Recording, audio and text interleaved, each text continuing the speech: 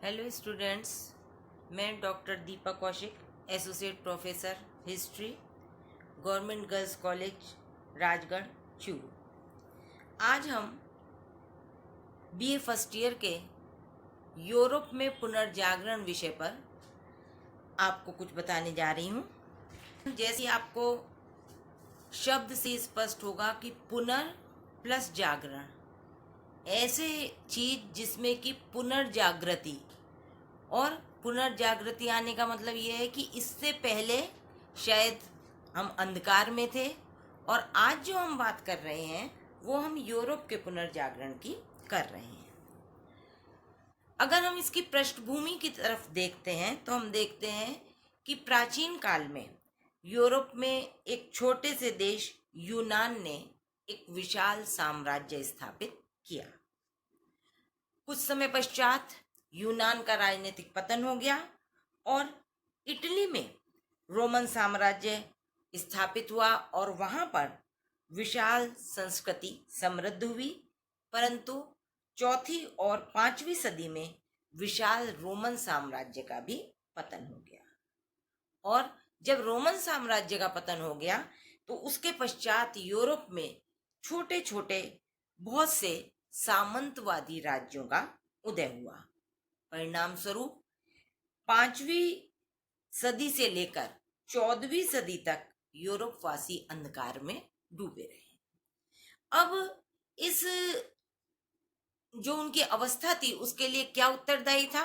उसके लिए मुख्य रूप से तो उत्तरदायी थे सामंत, क्योंकि सामंतों की शिक्षा में कोई रुचि नहीं थी और वे परिवर्तनों के भी विरोधी थे। परिणाम स्वरूप वो लोग प्राचीन यूनानी और रोमन, जो कि दोनों समृद्ध संस्कृति थी, उनको भूल गए थे। दूसरा कारण हम देखते हैं कि वो धर्म से संबंधित था। पादरी वर्ग जो था वो धर्म ग्रंथों की अपने हिसाब से व्याख्या करते थे और स्वतंत्र चिंतन और बौद्धिक व्याख्या पर उन्होंने प्रतिबंध लगा दिया था। थर्ड, मेनर व्यवस्था, जिसे हम जागीरदारी व्यवस्था भी कह सकते हैं, जिसके कारण किसानों और श्रमिकों को गांव छोड़ने से पहले सामंतों की अनुमति लेनी पड़ती थी और सामंत इसके लिए तैयार नहीं होते थे। इसके बाद हम देखते हैं कि बड़े शहरों में रहने वाले जो श्रमिक थे वो गिल्ड मालिक, जो उनकी गिल्ड बन गई थी, श्रमिकों के संगठन बन गए थे, उनके अनुसार उन्हें कार्य करना होता था और वो भी स्वतंत्र नहीं कर पाते थे।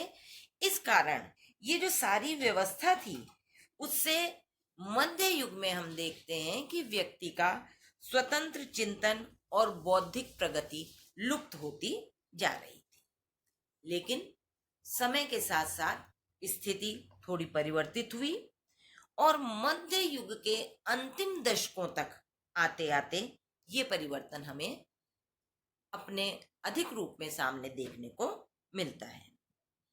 अब स्थिति में जब परिवर्तन हुआ तो उसका परिणाम क्या हुआ कि श्रमिक स्वतंत्र रूप से कृषि फार्मों पर मजदूर है। साथ ही चर्च एवं धर्म शास्त्रों की बातों को वो शंका से देखने लगे और अन्य देशों के संपर्क में आए, अन्य लोगों के संपर्क में आने लगे, तो उन्हें अपनी मातृभाषा का जो के माध्यम से वो ज्ञान प्राप्त करने लगे और उन्हें ये पता चला कि पहले हमारी मातृभाषा या हमारी संस्कृति कितनी समृद्ध थी।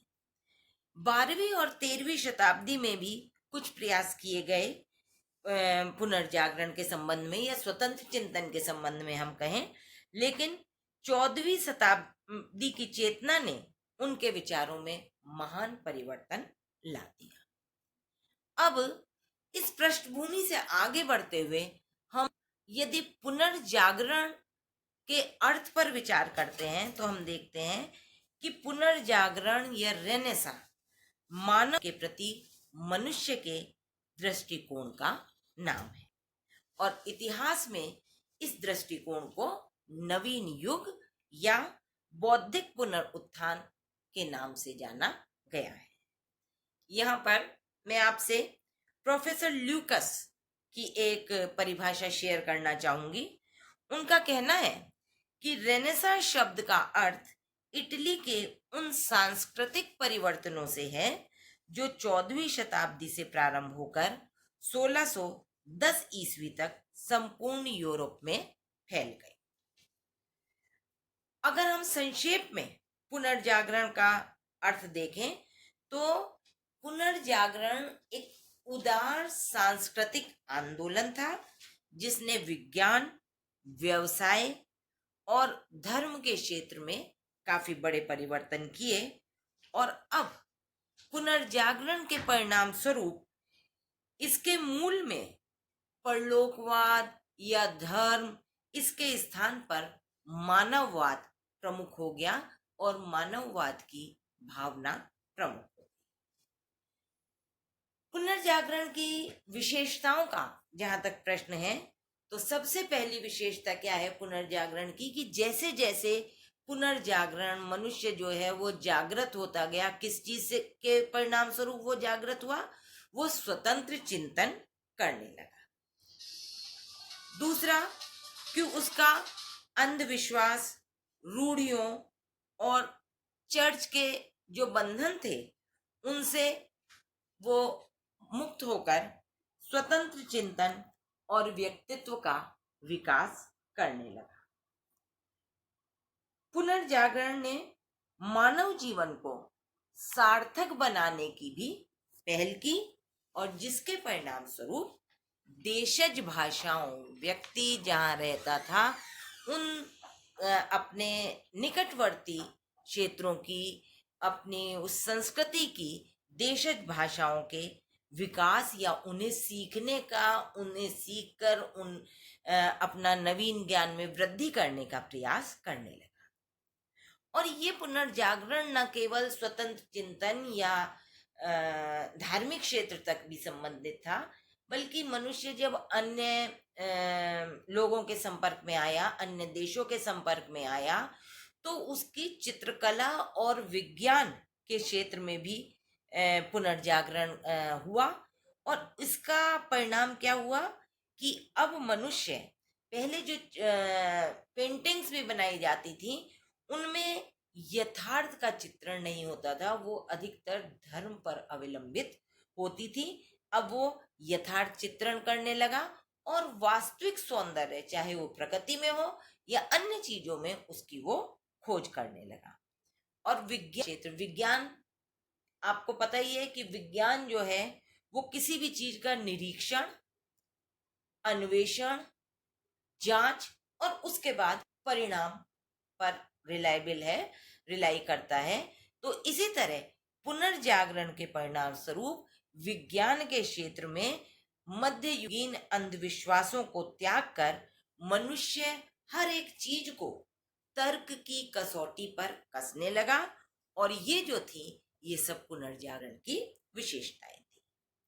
अब ऐसे कौन से कारण थे या पुनर्जागरण के ऐसे कौन से कारण थे जिसके परिणाम स्वरूप ये बदलाव आया?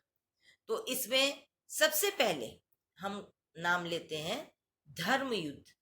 इन्हें क्रूसेड के नाम से भी जाना जाता है।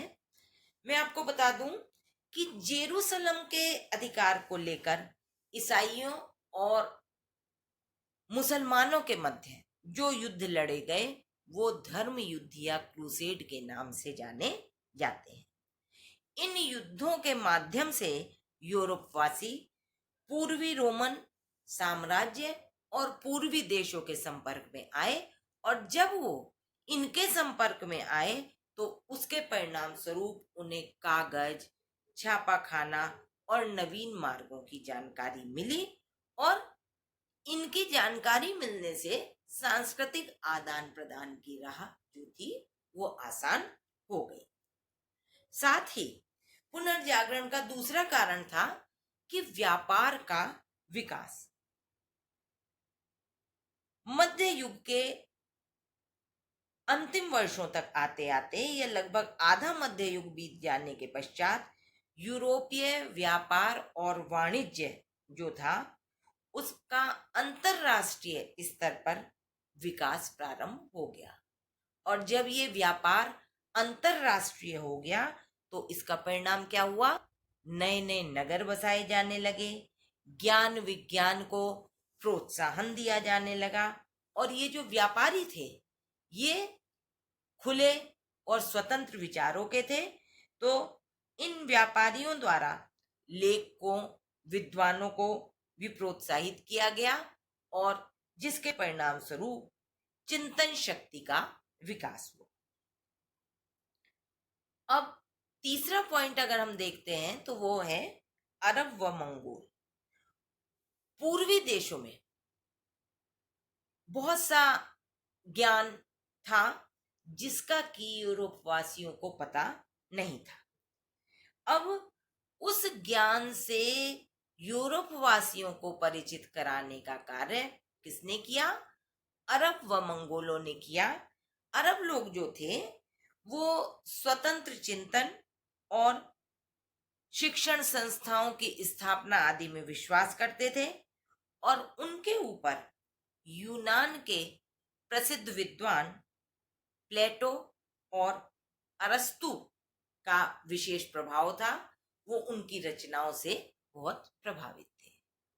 इसी प्रकार मंगोल लोग जो थे, अगर हम उनकी बात करते हैं तो 13वीं शताब्दी के मध्य में कुबलाई खां नामक शासक ने एक विशाल मंगोल साम्राज्य की स्थापना की, और इन्होंने यूरोप और एशिया दोनों को एक सूत्र में बांधकर पुनर्जागरण में लोगों को स्वतंत्र चिंतन करने की दिशा में या उनकी सोच को विकसित करने की दिशा में, बौद्धिक जागृति लाने की दिशा में महत्वपूर्ण भूमिका निभाई।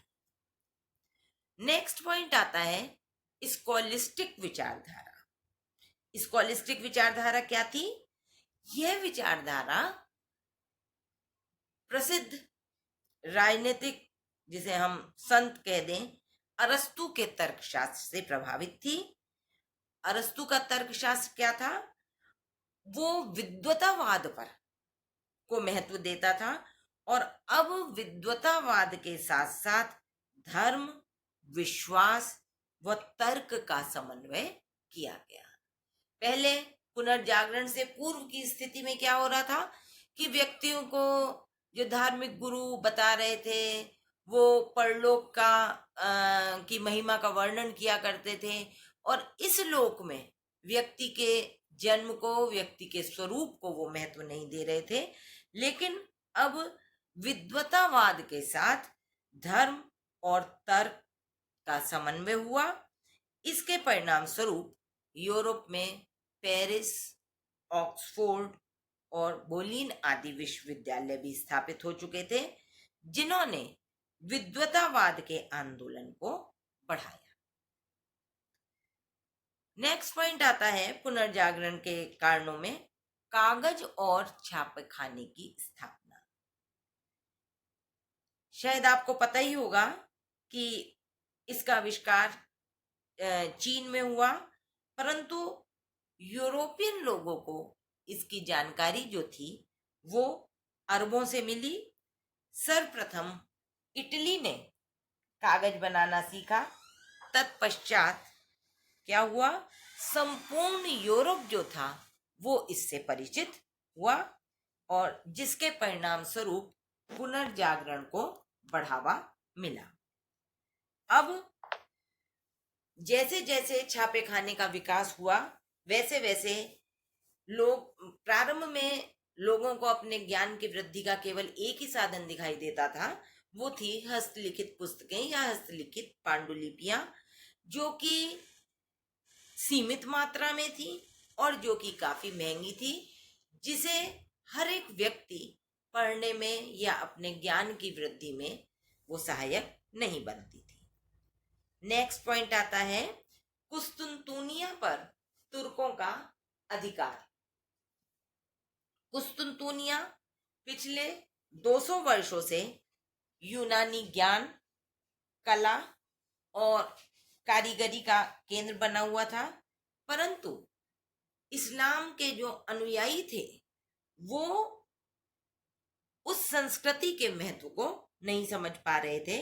परिणाम स्वरूप बहुत से यूनानी विद्वान अपने साथ प्राचीन यूनानी और रोमन पांडुलिपियां लेकर अपनी जीविका की खोज में इटली, फ्रांस, जर्मनी आदि देशों में आ गए और साथ ही नए नए जल मार्गों की खोज हुई।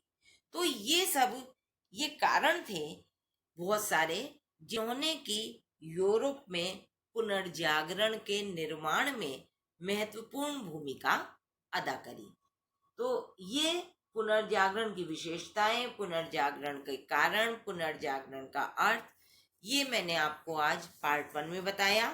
आगे आने वाले पार्ट 2 में मैं आपको ये बताऊंगी कि पुनर्जागरण जो था वो सर्वप्रथम इटली में ही क्यों हुआ, ऐसे कौन से कारक थे जिन्होंने कि इटली में पुनर्जागरण को प्रोत्साहित किया।